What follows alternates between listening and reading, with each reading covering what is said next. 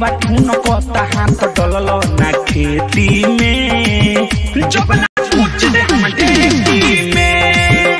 हाथवा डललो ना खेती में जब ना पूछ दे हम ढेकी में मनवा कोता हमर दिलवा ठून कोता हाथ डललो ना खेती में जब ना पूछ दे हम ढेकी में हाथवा डललो ना खेती में जब ना पूछ दे हम ढेकी में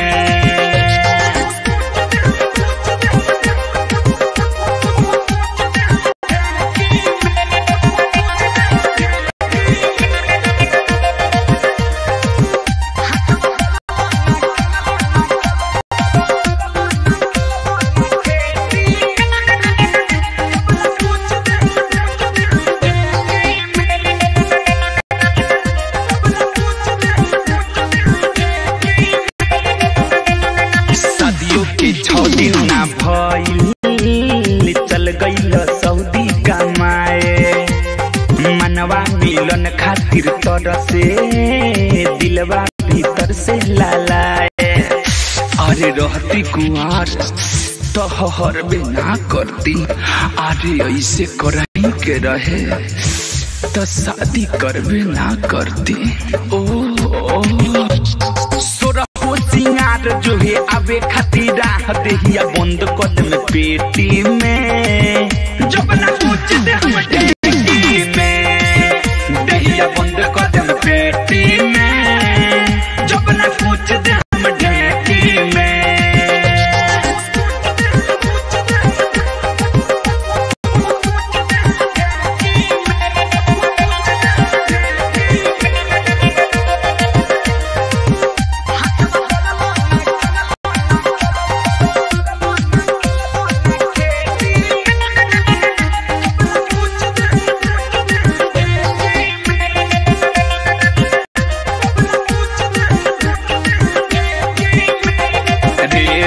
मीठू मिसाइल पिया देखले रहे ना पलंग हो